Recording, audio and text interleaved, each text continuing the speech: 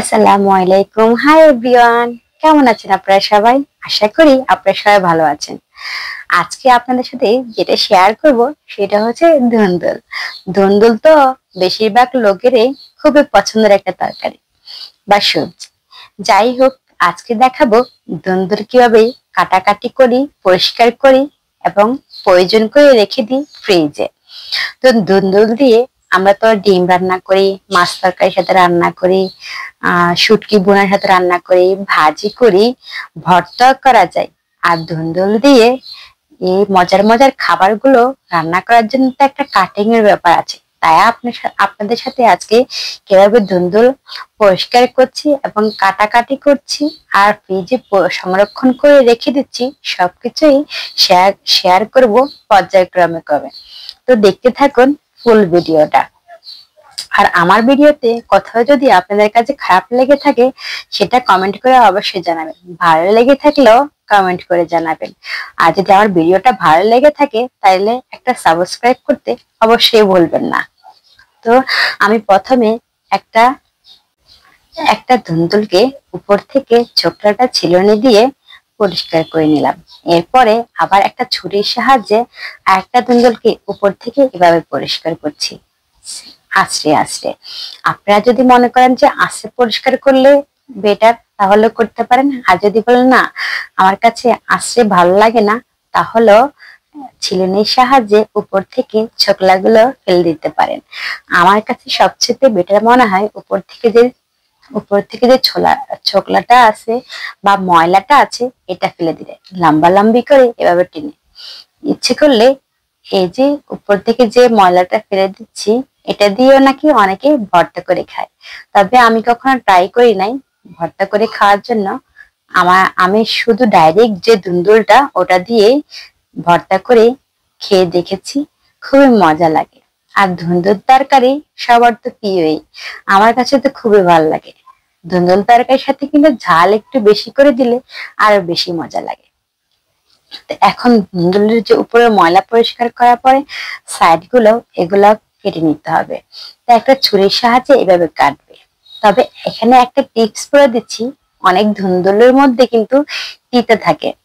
তাই ধুন্দুলের যখন সাইড গুলো কাটবে তখন প্রত্যেকটা ধুন্দুলের সাইড একটু মুখে দিয়ে দেখবে, জিভে ছুঁয়ে দেখবে যে তিতা আছে কিনা। তাহলে যদি আগে দিয়ে না দেখো তাহলে কি হবে, তোমার ধুন্দুল তিতা থাকলে তরকারি তোমার শেষ, তিতা হয়ে যাবে।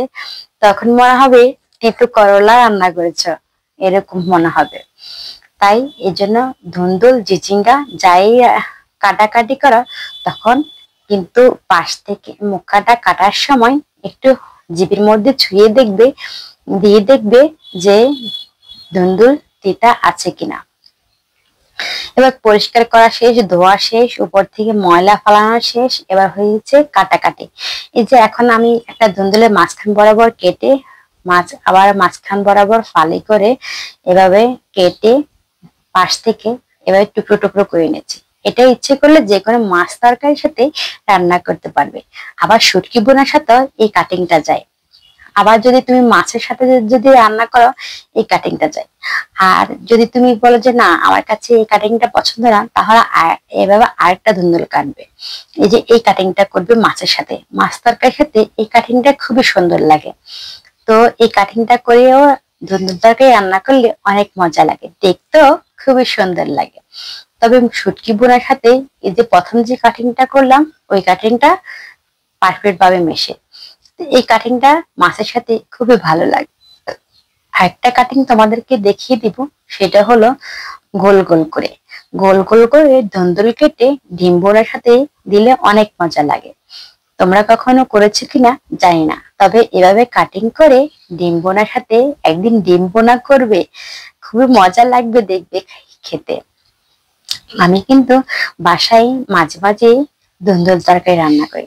আমার হাজবেন্ডের খুব পছন্দ, ও একটু জাল কম এজন্য ধুন্দুল তরকারি বেশি পছন্দ করে।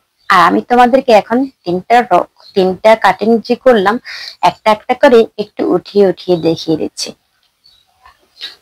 ওই যে গোল গোল করে যে কাটিংটা করলাম ওটা কিন্তু ডিম বোনার সাথে দিবে, ওটা মাছের সাথেও যায়, মাছ রান্না করলে ওটার লগেও ভাল লাগে, আবার ডিম রান্না করলে ডিমের সাথেও ভাল লাগে। আর মাঝখানে যেটা, ওটাও মাছের সাথে রান্না করলে, যে কোনো মাছের সাথে রান্না করলে পারফেক্ট ভাবে মিশে যায়। আর প্রথম যে কাটিংটা, ওটাও যে কোনো মাছ তরকারির সাথে রান্না করলে পারফেক্ট ভাবে মিশে, এবং বিশেষ করে শুটকি ভুনা করলে ওটার সাথে দিলে অনেক মজা লাগে। ছেলেকে বললাম, আম্মুর কাটিং গুলো কেমন হয়েছে? বললো আলহামদুলিল্লাহ, সুন্দর হয়েছে আম্মু।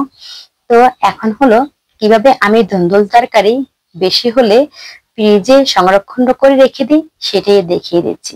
আমি যে কোনো জিনিস ফ্রিজে যখন সংরক্ষণ করে রেখে দিই, তখন এভাবে যে কোনো একটা কড়াইতে বা প্যানে একটু সামান্য তেল দিবে বন্ধুরা, দিয়ে অল্প একটু, বেশি দেওয়ার দরকার নেই, একটু নাড়িয়ে ছাড়িয়ে ভেজে নিবে।